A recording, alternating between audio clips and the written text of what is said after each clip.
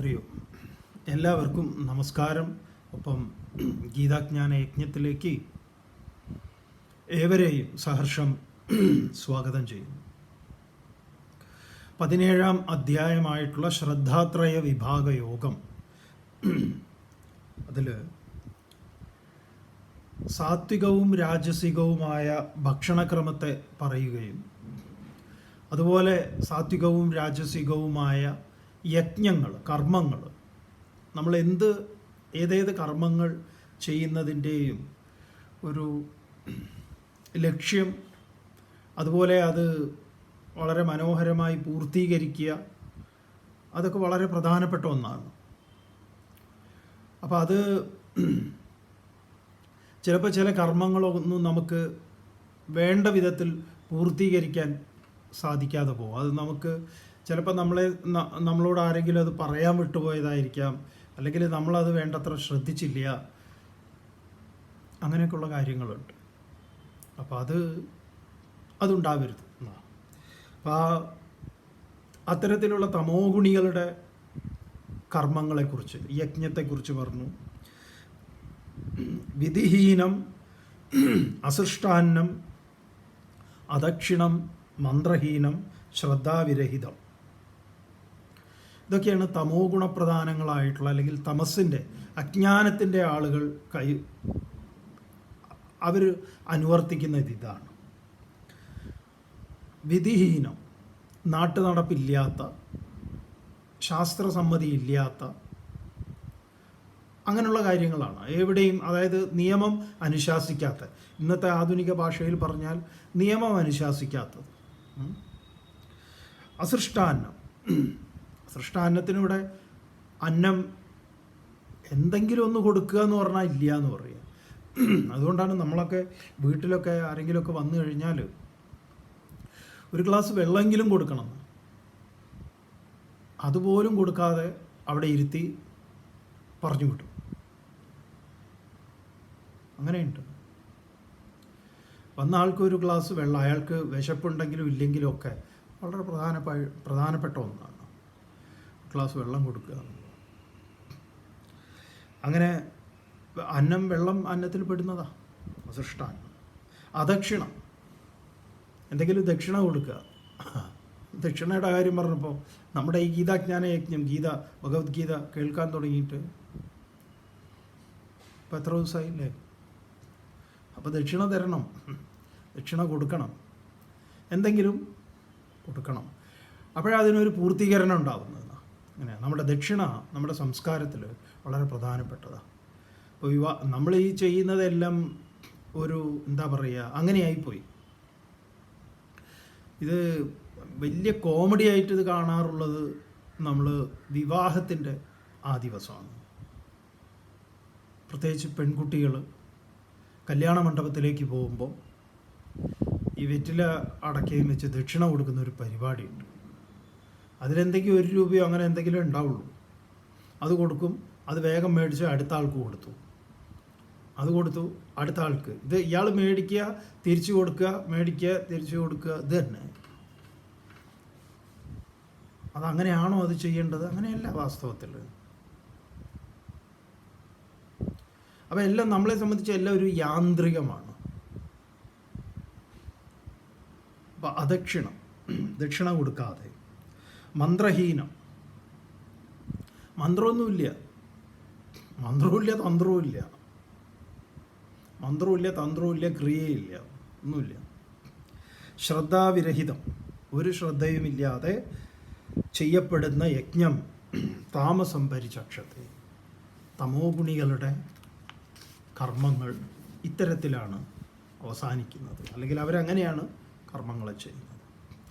ആളുകൾക്കൊന്നും കൂലി കൊടുക്കും. ചിലർ ഇവരുടെ ഈ ധർമ്മബോധവും ഈ എന്താ പറയുക ന്യായവും ഞാൻ ഭയങ്കരനാണ് എന്നൊക്കെ കാണിക്കുന്നത് പലപ്പോഴും ഈ ഓട്ടോറിക്ഷക്കാർ ഒരു 2 രൂപയോ 5 രൂപയോ ഒക്കെ മീറ്ററിൽ അധികം വന്നു എന്നൊക്കെ പറഞ്ഞ് ഭയങ്കര അവരുമായിട്ട് കലഹം ഉണ്ടാക്കുന്നതിലാണ്. അല്ലാത്തയിടത്തൊക്കെ പോയിട്ട് എന്തെങ്കിലും വലിയ ബില്ല് കൊടുത്തു കഴിഞ്ഞാൽ ഒന്നും മിണ്ടില്ല. ക്ഷമിക്കണം, അവിടേക്ക് എന്തെങ്കിലും പറയാൻ ന്യായമായിട്ടൊരു കസ്റ്റമർ റൈറ്റ് ഉള്ളതാണ്. ഈ മഹാഭാവം ഇവൻ ഇതിങ്ങനെ രാവിലെ മുതൽ ഓടിച്ച് കഷ്ടപ്പെട്ട് കുടുംബം പോറ്റാൻ വേണ്ടി ശ്രമിക്കുന്ന ഒരാളാണ്. നമുക്ക് ആലോചിച്ചാൽ അറിയാവുന്നതാണ് അവരുടെ കഷ്ടപ്പാടും കാര്യങ്ങളും ഒക്കെ. നമ്മളൊരു സന്തോഷത്തോടു കൂടി 45 രൂപയാണ് ആയത്, അല്ലെങ്കിൽ 48 രൂപയായി. എടുക്ക് സാറേ, 2 രൂപ ചേഞ്ചില്ല എന്നും പറഞ്ഞാൽ ശരിയാവില്ല. എടുക്ക്, കിട്ടറ എനിക്ക് വാശി 2 രൂപയ്ക്ക് വേണ്ടിയിട്ട്. അവസാനം അയാൾ പറയും നിങ്ങൾ കൊണ്ടുപോയിക്കോളൂ എന്ന് പറയും. അങ്ങനെയൊക്കെ പറയും.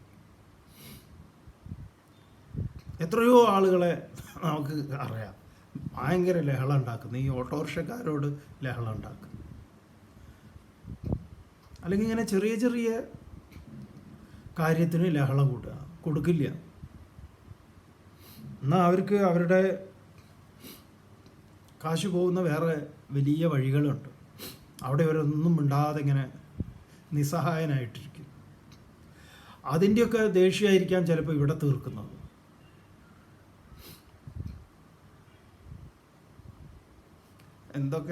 എന്തൊക്കെ പരിപാടികളുണ്ട് എന്ന്. അങ്ങനെ ഓട്ടോറിക്ഷ കാശ് കൂടുതൽ മേടിച്ചു കഴിഞ്ഞാൽ അവരെ ഇതേപോലെ കഷ്ടപ്പെടുത്താൻ വേണ്ടി ഓരോന്നൊക്കെ ചെയ്യുക. കാശ് കൂടുതലൊന്നും ആയിട്ടുണ്ടാവില്ല, ഇതിലൊക്കെ ഓരോ സ്ഥലത്തേക്ക് പോകാനും അതും ഇതൊക്കെ പറഞ്ഞിട്ടാണ് ഈ റോഡ് ബ്ലോക്കിലൊക്കെ ആയിട്ടാണ് ഇങ്ങനെ ആയിട്ടുണ്ടാവുക. എന്നാലും നമ്മുടെ മനോഭാവം ഇങ്ങനെയാണ്. ഈ അദക്ഷിണം എന്നാണ് ഇതൊക്കെ പറയുക. ഞങ്ങൾ ഒരുപാട് എടുത്തു കൊടുത്തിട്ടില്ലെങ്കിലും അയാൾ എന്നെ ശപിക്കുന്ന വിധത്തിലാവരുത്.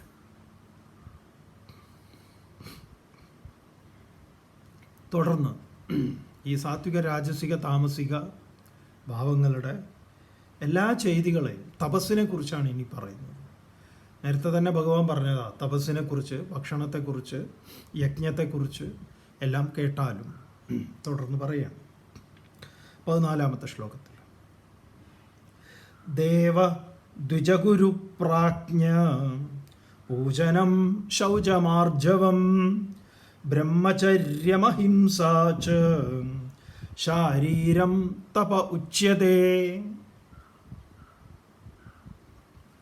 ദേവ ദ്വിജ ഗുരു പ്രാജ്ഞ പൂജനം ഏറെ തെറ്റിദ്ധരിക്കപ്പെടുന്ന വാക്കുകളാണിതിൽ. കാരണം നമ്മൾ കാലത്തിൽ നിന്ന് ഭഗവത്ഗീതയുടെ കാലത്ത് പറഞ്ഞ ശബ്ദത്തെ നമ്മൾ വർത്തമാനകാലത്തിലെ ചില ബിംബങ്ങളോട് ചേർത്ത് മനസ്സിലാക്കുന്ന സമയത്ത് അതിൻ്റെ പൂർണ്ണത നമുക്ക് നഷ്ടപ്പെടുകയും മറിച്ച് ഭഗവത്ഗീത മുന്നോട്ട് വയ്ക്കുന്നത് ഒരു സവർണ രാഷ്ട്രീയത്തിൻ്റെ എന്തൊക്കെയോ ആണ് എന്നൊക്കെ പറയാൻ കാരണമായിട്ടുള്ള വരികളാണിതൊക്കെ. എന്താ അവിടെ പറയുന്നത്? ദ്വിജ, ദേവന്മാരെ. ആരാണ് ദേവന്മാരെന്ന് പറഞ്ഞു കഴിഞ്ഞാൽ പഞ്ചമഹാഭൂതങ്ങൾ ദേവന്മാരാണ്. എല്ലാം ദേവനാണ്. വായു ആണെങ്കിലും ദേവനാണ്, അഗ്നി ദേവനാണ്, ജലം ദേവനാണ്. ആകാശം, വായു, അഗ്നി, ജലം, ഭൂമി ഇതൊക്കെ ദേവതാ സങ്കല്പങ്ങളിലാണ്. അതുപോലെ തന്നെ നമ്മുടെ ഇന്ദ്രിയങ്ങളെ ദേവന്മാരെന്നാണ് ഉപനിഷത്ത് പറയുക. പഞ്ചമഹാഭൂതങ്ങൾ തുടങ്ങിയിട്ടുള്ള ദേവന്മാർ. ദ്വിജൻ എന്നുള്ളതിന് നമ്മൾ ബ്രാഹ്മണൻ എന്നർത്ഥം പറയും. ദ്വിജൻ എന്ന് പറഞ്ഞാൽ 2 ജന്മം എടുത്തവൻ എന്നാണ്. ഒരു ജന്മം അമ്മയുടെ ഉദരത്തിൽ നിന്നുള്ളതാണ്. പിന്നെയുള്ള ജന്മം അവൻ ഈ ഗുരു അവനെ ഉപനയിപ്പിക്കുമ്പോഴാണ്. ഉപനയനം എന്ന് പറയുന്ന കർമ്മം നടക്കുന്നത് അങ്ങനെയാണ്. അപ്പോൾ ഈ ഉപനയനാദി കർമ്മങ്ങളൊക്കെ ഒരു സവർണ ആഢ്യ വരേണ്യവർഗത്തിന് മാത്രമല്ലേ ഉള്ളൂ സ്വാമി, ബാക്കി അവർക്കൊന്നും ഇല്ലല്ലോ. അപ്പോൾ ഇത് അവരെക്കുറിച്ചാണ് എന്ന് പറഞ്ഞാൽ അതിലെന്താ തെറ്റ്? അങ്ങനെയൊക്കെയാണ് ഇപ്പം ഇന്നത്തെ അവസ്ഥ, സമൂഹത്തിൻ്റെ അവസ്ഥ. പക്ഷെ ഇവിടെ നമ്മൾ മനസ്സിലാക്കേണ്ടത് എന്താണ്? ഗീതയുടെ കാലത്ത് അങ്ങനെയല്ല എന്നുള്ളത് വേറൊരു കാര്യം. എന്നാൽ ആ കാലത്തും ഇങ്ങനത്തെ ഓരോന്നൊക്കെ നിലനിന്നിരുന്നോ എന്ന് ചോദിച്ചാൽ ഉവ്വ് ഉണ്ട്. അപ്പം ദ്വിജൻ ഉപനയം എന്ന് പറഞ്ഞാൽ, ഉപ എന്ന് പറഞ്ഞാൽ സമീപേ, നയനം കണ്ണ്.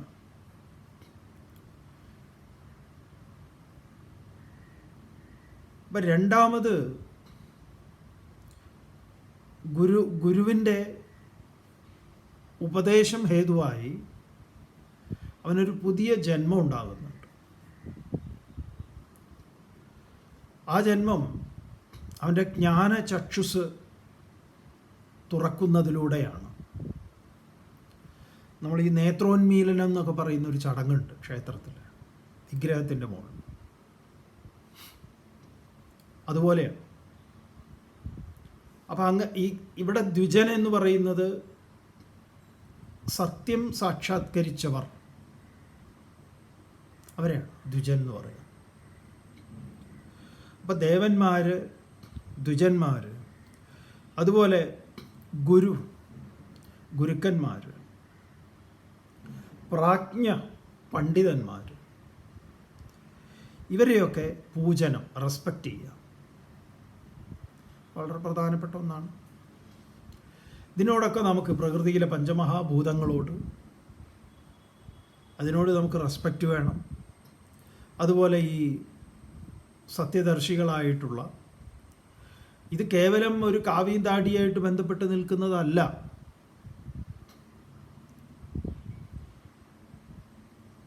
ജ്ഞാനികളായിട്ടുള്ള ആളുകളുടെ കാര്യമാണ്. ജ്ഞാനികളായിട്ടുള്ള ആളുകൾ എന്ന് പറയുമ്പോൾ നിങ്ങളാരെയാ? നിങ്ങളുടെ വർത്തമാനകാലത്തിൽ അല്ലെങ്കിൽ നിങ്ങളുടെ കാലയളവിൽ ജീവിച്ചിരുന്ന ആളുകളെ പറയുമ്പോൾ നിങ്ങൾ എപ്പോഴും ഈ ഒരു ആധ്യാത്മികതയുമായിട്ട് ചേർത്തിട്ടല്ലേ ചിന്തിക്കുക?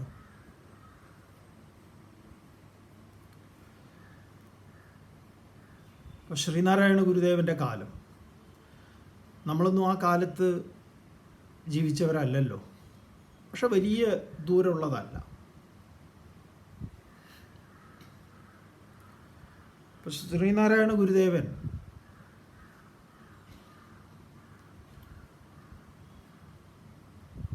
ഈ ഭൂതങ്ങളോട്, പ്രകൃതിയോട് നമുക്കുണ്ടായിരിക്കേണ്ടുന്ന ഒരു അനുകമ്പയെക്കുറിച്ച് പറയുന്നുണ്ടല്ലോ. അനുകമ്പാദശകം തുടങ്ങുന്നത് അങ്ങനെയല്ല. ഒരു പീഡയൊരു ഉറുമ്പിനും വരുത്തരുത്, നമ്മളെപ്പോഴും പറയുന്നു.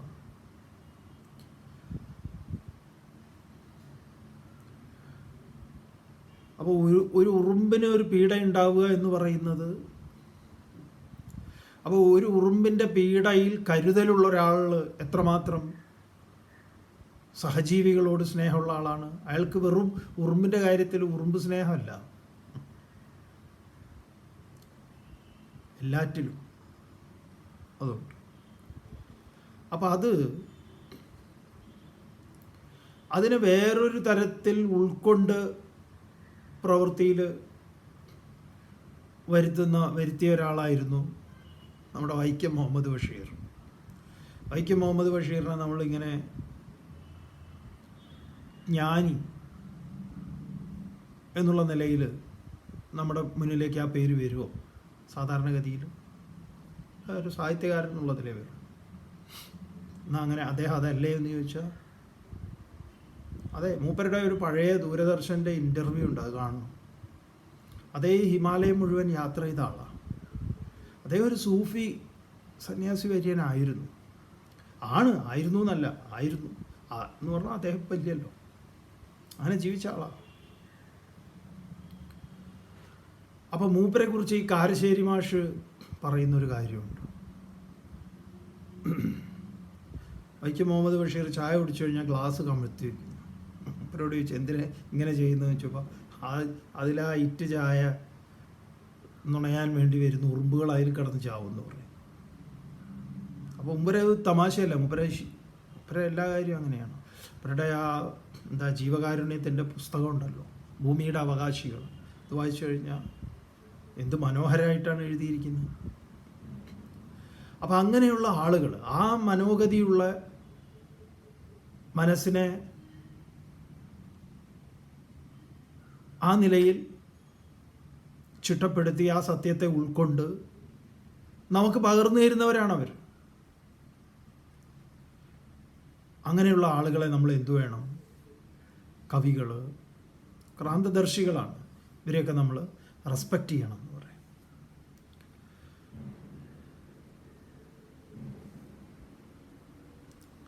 ഗുരുക്കന്മാർ നമ്മളെ പഠിപ്പിച്ചവരാണോ, മറ്റു കുട്ടികളെ സ്കൂളിൽ പഠിപ്പിക്കുന്നവർ, ആരെങ്കിലുമൊക്കെ പഠിപ്പിക്കുന്നവരാണ്. ആ തൊഴിൽ വളരെ പ്രധാനപ്പെട്ട ഒന്നാണ്. ടീച്ചേഴ്സിനോട് റെസ്പെക്റ്റ് ഉണ്ടാവുക എന്നുള്ളത്. പൂജിക്കുക എന്ന് പറഞ്ഞു കഴിഞ്ഞാൽ സാമ്പ്രാണി പോയിക്കുക എന്നല്ല, റെസ്പെക്റ്റാണ്. പിന്നെയോ ശൗചം, ശുചിത്വം, വൃത്തിയും പഠിപ്പും, ആർജവം, വക്രതയില്ലായ്മ വളരെ പ്രധാനപ്പെട്ടതാണ്. ആർജവം, ബ്രഹ്മചര്യം, നിയന്ത്രിതമാർന്ന ഇന്ദ്രിയ ജീവിതം ആണ് ബ്രഹ്മചര്യം. ബ്രഹ്മണി ചരിതും ശീലം യസ്യ ബ്രഹ്മചാരി. അപ്പോൾ ആ ഇന്ദ്രിയങ്ങളെ നിയന്ത്രിക്കാനുള്ള അത്തരത്തിൽ നിയന്ത്രിതമാർന്ന ഒരു ശീലത്തിലൂടെ പോവുക എന്നുള്ളതാണ് ബ്രഹ്മചര്യം. അഹിംസ, ഒന്നിനെയും ഹിംസിക്കാതിരിക്കുക. ഇത് വെറുതെ ഇരിക്കുമ്പോൾ തന്നെ ഓരോന്നിനെ ദ്രോഹിക്കും. ദ്രോഹിക്കുക എന്നുള്ളത് ഒരു വിനോദമാണ് ചിലർക്ക്. ഇവിടെ ഹിംസിക്കാതിരിക്കുക. ഏതാനിച്ച്, ഇതൊക്കെയാണ് ശാരീരം തപ ഉച്യത്തെ. ശാരീരം തപ, ശരീരം കൊണ്ട് അനുവർത്തിക്കേണ്ടുന്ന തപസ്.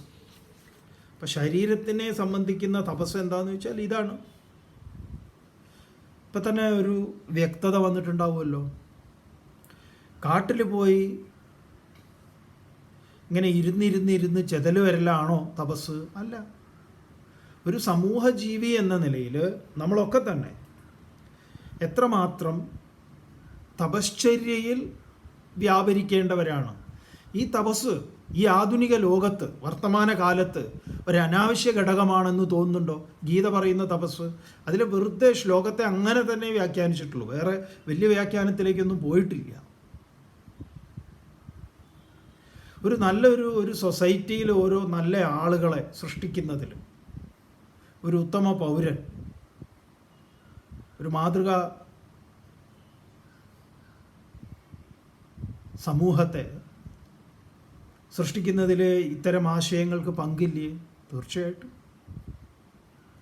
അതാ ഗീത പറയുന്ന തപസ് എന്ന് പറയുന്നത്. അതാണ് നമ്മുടെ ശരീരം ചെയ്യേണ്ടുന്ന തപസ്. ഇതൊക്കെയാണ്, ഇതൊക്കെ നമ്മൾ ചെയ്യേണ്ടതാണ്. തുടർന്ന് ഇതാണ് വാങ്മയമായിട്ടുള്ള തപസ്സിനെ കുറിച്ച് പറയുന്നു. അപ്പം തപസ്സിൻ്റെ പല തലങ്ങളുണ്ട്. ശരീരത്തിൻ്റെ, സ്ഥൂല ശരീരത്തിൻ്റെ തപസ്സാണ് ഇപ്പം പറഞ്ഞത്. ഇനി അടുത്ത ശരീരം എന്താ, വാക്കുകൊണ്ടുണ്ടായിരിക്കേണ്ടുന്ന തപസ് എന്താണ് പറയുന്നു. അനുദ്വേഗകരം വാക്യം സത്യം പ്രിയഹിതം ചയത് സ്വാധ്യായാഭ്യസനം ചൈവ വാങ്മയം തപ ഉച്യതേ.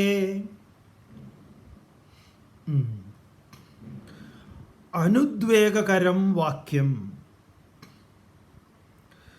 അനുദ്വേഗകരം, മനക്ഷോഭമുണ്ടാക്കുന്നത്. ചിലരുടെ വാക്കുകളൊക്കെ വല്ലാത്ത അങ്ങനെ പോയിട്ട് എന്താണ്, തറയ്ക്കും ഹൃദയത്തിൽ മറ്റുള്ളവരുടെ. ചെവിയിലൊന്നും അല്ല എത്തുക, ചെവി കൂടെയല്ല ഈ ശബ്ദം പോകണമെന്ന് ചോദിച്ചാൽ അങ്ങനെയല്ല. അത് പോയി കൊള്ളുന്ന ക്രൂരമായ അമ്പുകളെ പോലെയാണ്. പരുഷമായ വാക്കുകൾ, അനുദ്വേഗകരം വാക്യം. ഇവിടെയോ അതിന് നേരെ വിപരീതമായിട്ടുള്ളത്. അനുദ്വേഗകരം എന്ന് പറഞ്ഞാൽ യാതൊരു തരത്തിലുള്ള മനക്ഷോഭവും ഉണ്ടാക്കാത്തത്, ക്ഷമിക്കണം. മറ്റത് എന്താ പറയുക, ബുൾഡോസർ വെച്ച് അടിക്കുന്നത് പോലെയാണ്, ഉദ്വേഗം ജനിപ്പിക്കുന്നതാണ്. ഇവിടെയോ യാതൊരു വിധത്തിലുള്ള മനക്ഷോഭവും ഉണ്ടാക്കാത്തത്, ശാന്തിയെ പ്രദാനം ചെയ്യുന്നത്. എന്തുകൊണ്ടാണ്? ഹൃദയത്തിൽ നിന്ന് വരുന്ന വാക്കുകളാണ്. ഉപനിഷത്തിൽ പറയും, വാങ്മേ മനസ്സി പ്രതിഷ്ഠിത മനോമേ വാചി പ്രതിഷ്ഠിത. ആ പറയുന്നതിന് ആ വരുന്ന സ്ഥലമുണ്ട്, ആ വാക്കുകളിൽ നമ്മുടെ മനസ്സുണ്ട്. ചിലപ്പോൾ ഒരുപാടൊന്നും അപ്പം പോട്ടെ എന്ന് പറയുമ്പോൾ തന്നെ ഞാനെന്താ ചെയ്യുക എന്നുള്ളതാണ്. ചിലപ്പോൾ ഒരാളോട്, സുഹൃത്തിനോടോ, ഈ പറയുന്ന ആളുമായിട്ട് വേണ്ടപ്പെട്ട ഒരാൾ ഉണ്ടാക്കി വെച്ച വലിയ കുഴപ്പമാണ് ഇയാൾക്ക് ഈ വിഷമം ഉണ്ടാക്കിയത്. അപ്പോൾ ഈ ആൾ പോയിട്ട് അയാളോട് പറയുന്നതാണ്. വേറെ പറയാനൊന്നുമില്ലേ, കാരണം അങ്ങനത്തെ ഇടകൂടാണ് ഈ ആൾ ഉണ്ടാക്കി വെച്ചത്. ഞാൻ എന്ത് ചെയ്യും, ഞാൻ എന്താ എന്നോട് പറയേണ്ടത്? ഇങ്ങനെയുള്ള ചെറിയ വാക്കാണ്, പക്ഷെ ആ വാക്കിൽ ഒരുപാട് കാര്യങ്ങളുണ്ട്. അത് മറ്റേ ആൾക്ക് മനസ്സിന് വലിയ സമാധാനം ഉണ്ടാക്കുന്നു. മറ്റവനുണ്ടാക്കിയ ഇടകൂടെ അങ്ങനത്തെയല്ല. അതുകൊണ്ട് അനുദ്വേഗകരം ന ഭവത്യുദ്വേഗകരം ഇതി, അതെന്തുണ്ടാക്കുന്നില്ല? ഉദ്വേഗം ഉണ്ടാക്കുന്നില്ല. അങ്ങനെയുള്ള മനക്ഷോഭം ഉണ്ടാക്കാത്തതായിട്ടുള്ള അതെന്താണത്? സത്യം, പ്രിയഹിതം. അത് സത്യമാണ്. കേൾക്കുമ്പോൾ തന്നെ അതിനെന്തുണ്ട്? ഹിതമായതാണത്. അതുകൊണ്ടാണ് സത്യം പറയുന്നതിനൊരു പ്രമാണമുണ്ട് എന്ന് പറയുന്നത്. സത്യം ബ്രൂയാത് പ്രിയം ബ്രൂയാത് ന ബ്രൂയാത് സത്യം അപ്രിയം എന്നാണ്. സത്യം പറയണം, പ്രിയമായി പറയണം എന്നാണ്. ന ബ്രൂയാത് പറയരുത്, അപ്രിയമാണ് എങ്കിൽ എന്നാണ്. അങ്ങനെ ഒരു പ്രമാണമുണ്ട്. ചിലപ്പോൾ ഈ ചില കാര്യങ്ങൾ പറയുമ്പോൾ അത് പറയുന്ന സത്യമാണെങ്കിലും അപരൻ ചിലപ്പോൾ അതോടുകൂടി ബുദ്ധിമുട്ടിലാവും.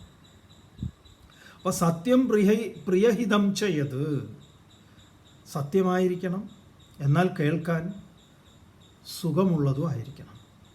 അങ്ങനെയുള്ള യാതൊരു വാക്യമുണ്ടോ?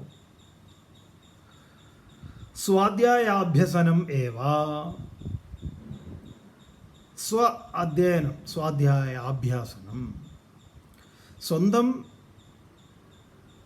ആലോചിച്ച് സമ്പാദിച്ചതായിട്ടുള്ള, നമ്മൾ നമ്മുടെ തന്നെ ഈ പറഞ്ഞ കേൾവിയിൽ എന്തുണ്ടായിരിക്കണം? ശ്രവണത്തിൽ പിന്നെ മനനവും നിധിധ്യാസനവും ഉണ്ട്. അത് കഴിഞ്ഞാലുള്ള വാക്കുകളുണ്ട്, ചിന്തകളുണ്ട്, അതൊക്കെ നമ്മുടേതാണ്. അങ്ങനെയുള്ളതാണ് എന്ത്? സ്വാധ്യായാഭ്യസനം എന്ന് പറയുന്നത്. അത് സ്വയം ആലോചിച്ച് അറിവ് സമ്പാദിക്കുന്നതായിട്ടുള്ള അത് ഏതൊക്കെയാണോ വാങ്മയം തപ ഉച്യത്തെ, വാങ്മയമാകുന്ന തപസ്സാകുന്നു, വാഗ്രൂപമായിട്ടുള്ള തപസ്സാകുന്നു. അതാണ് ചിലരുടെ ഈ പ്രസംഗങ്ങൾ, പ്രഭാഷണങ്ങളൊക്കെ നമുക്ക് വളരെ ഹൃദ്യമായിട്ട് തോന്നും. ചിലരോ നമ്മൾ പറയാറില്ലേ, പച്ചവെള്ളത്തിന് തീ പിടിപ്പിക്കും. നുണ എന്ന് പറഞ്ഞാൽ എജ്ജാതി നുണ, തെറ്റിദ്ധരിപ്പിക്കുക. വെറുതെ ഇങ്ങനെ ശുദ്ധ സംബന്ധമാണ് പറയുന്നത്. പറയുന്നവനും നല്ല ബോധ്യമുണ്ട് ശുദ്ധ സംബന്ധമാണെന്ന്. എന്നിട്ടിങ്ങനെ അടിച്ചു വിടുക. നമ്മുടെ നാട്ടിൽ എത്ര ആൾക്കാരുണ്ടെന്ന് അറിയാം അങ്ങനെ. അപ്പം അവരിലൊന്നും എന്തില്ല? വാങ്മയമായ തപസ്സില്ല, ജാതീയമായ അധിക്ഷേപം, മതപരമായ അധിക്ഷേപം. ജാതി തിരിച്ച്, മതം തിരിച്ച്, പിന്നെ വെറുതെ ഓരോ മണ്ടത്തരങ്ങൾ ഇങ്ങനെ വിളിച്ചു പറയുക. ഹിന്ദുക്കൾ അതനുഭവിക്കുന്നു, ഹിന്ദുക്കൾ ഇതാവുന്നു, മറ്റതാണ് മറിച്ചതാണ്.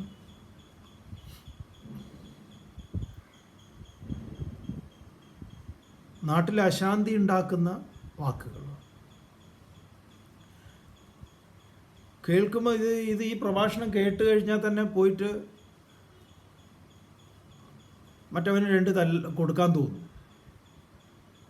അങ്ങനെയാണ് പിരികേറ്റി വിടുന്നത്. സ്നേഹത്തിൻ്റെയോ സാന്ത്വനത്തിൻ്റെയോ ശാന്തിയുടെയോ സമാധാനത്തിൻ്റെയോ ഒന്നുമില്ല, ഉള്ളിലില്ല. ഉള്ളിലുണ്ടെങ്കിലല്ലേ പുറത്തു വരുള്ളൂ.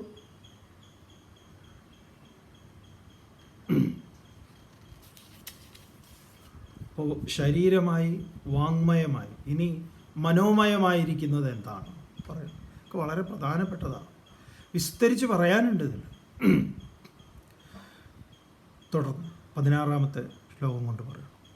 മനഃപ്രസാദ സൗമ്യത്വം മാനമാത്മവിനിഗ്രഹ ഭാവസംശുദ്ധിരിത്യേതത് തപോമാനസമുച്യതേ.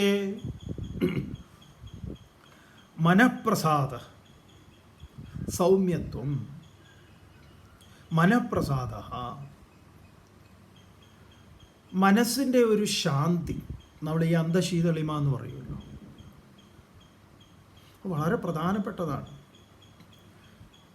ശാന്തമായ മനസ്സിൻ്റെ ഉടമകളാവുക എന്ന് പറഞ്ഞു കഴിഞ്ഞാൽ ഭാഗ്യം ചെയ്യണം. അത് ധനം കൊണ്ടോ മറ്റോ കൊണ്ടോ ഒന്നും കിട്ടുന്നതല്ല. ധനം ഉള്ളത് കൊണ്ടോ ധനം ഇല്ലാത്തത് കൊണ്ടോ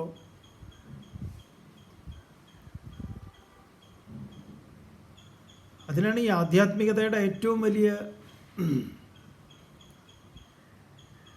ഒരു ഗുണം എന്ന് പറയുന്നത് എന്താ? മനസ്സിൻ്റെ ശാന്തിയാണ്. അത് തകർക്കാൻ പറ്റില്ല ഒന്നിനാലും. മനഃപ്രസാദ, അത്തരത്തിലുള്ള വികാര വിക്ഷോഭങ്ങളൊക്കെ ഒഴിഞ്ഞിട്ടുള്ള സൗമ്യത്വം, സൗമ്യമായ യാതൊരു വിധത്തിലുള്ള സോമസ്യ ഭാവ എന്ന് പറയും. സൗമ്യം, സോമൻ്റെ ഭാവം. എന്തുകൊണ്ടാണ്? സൗമ്യം ചന്ദ്രനുമായി ബന്ധപ്പെട്ടിട്ടുള്ളതാണ്. ഒരു ശീതളിമയുള്ളതാണ്. അതിനാണ് സൗമ്യം എന്ന് പറയുന്നത്. സൗമ്യത്വം എന്ന് പറഞ്ഞാൽ സോമസ്യ ഭാവ ഇതി സൗമ്യ. ഇത് പേര് സോമനുമാണ്, സൗമ്യമൊക്കെയാണ് പേരിൽ. പക്ഷെ ഏത് നേരം നീ എന്താ എന്നോട് ഇങ്ങനെ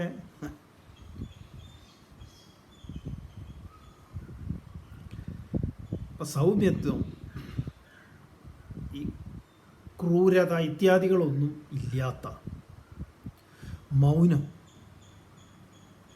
മൗനം പ്രതീക്ഷകളാകുന്ന മനസ്സിൻ്റെ ആ ഭാവം. പ്രതീക്ഷ എന്ന് പറഞ്ഞാൽ ഇനിയൊന്നും ഇല്ല എന്നുള്ളതല്ല, അന്തശീതളിമയെന്നുള്ളതാണ് മൗനം. മുനിയുടെ അവസ്ഥ, വ്യാമോഹങ്ങൾ ഒഴിഞ്ഞിട്ടുള്ള അതാണ്. ന മുനിർ വ്യാമോഹം ഭജതി ഗുരുദീക്ഷ ക്ഷതതമാഹ. രണ്ടെന്ന ഭാവമില്ല. കാരണം എന്താ? ഗുരുവിൻ്റെ അനുഗ്രഹം കൊണ്ട്. അപ്പം മൗനം, ആത്മവിനിഗ്രഹ, മനസ്സിന് അടക്കമുണ്ട്. ശമാധമ ഇത്യാദികളൊക്കെ നല്ലോണം പരിശീലിച്ചിട്ടുള്ളത്. അങ്ങനെ ആത്മവിനിഗ്രഹ, ഭാവസംശുദ്ധി, സ്വഭാവശുദ്ധി. ഇത്രയും ഇത് ഏതത് ഇപ്രകാരമുള്ളത് ഏതൊക്കെയാണോ അത് മാനസം തപ ഉച്യത്തെ, മാനസികമായ തപസ്സായിട്ട് പറയപ്പെടുന്നു. ശരീരമായി, വാക്കായി, മനസ്സായി, ഈ 3 തലങ്ങളിൽ തപസ്. ഈ 3 തപസ്സുകളും നമ്മൾ ആലോചിച്ച് നോക്കൂ. നമ്മുടെ ഈ മാനേജ്മെൻറ്റ് സെമിനാറുകളിലൊക്കെ, അല്ലെങ്കിൽ പേഴ്സണാലിറ്റി ഡെവലപ്മെൻറ്റ് എന്നൊക്കെ പറയുന്നതിൽ ഗീതയുടെ പങ്കെത്രയാണ്? വാസ്തവത്തിൽ ഇതൊക്കെയല്ലേ. നമ്മൾ വെറുതെ ഒരു ആർട്ടിഫിഷ്യലായിട്ട് കണ്ടു, ചിരിച്ചു, നമുക്ക് എത്ര വിഷമമുണ്ടെങ്കിലും മറ്റുള്ളവരുടെ മുഖത്ത് കാണിക്കരുത്, ഹായ് ഹുയ് ഹുയ്.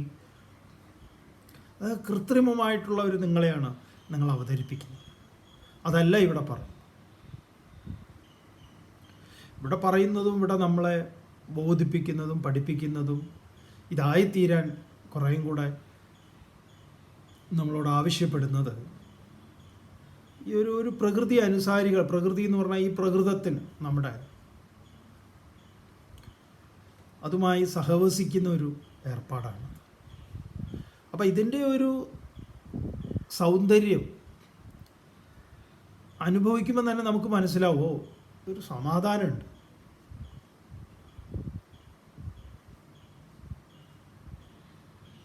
ബഹളങ്ങളൊന്നുമില്ലാതെ ഒന്ന് ഒഴിഞ്ഞു നിൽക്കുന്ന പോലെ ഉണ്ടാവും.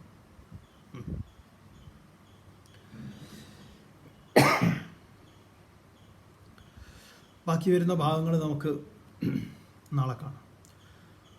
ഓം പൂർണ്ണമദഃ പൂർണ്ണമിദം പൂർണ്ണാത് പൂർണ്ണമുദച്യതേ പൂർണ്ണസ്യ പൂർണ്ണമാദായ പൂർണ്ണമേവാവശിഷ്യതേ. ഓം ശാന്തി ശാന്തി ശാന്തി.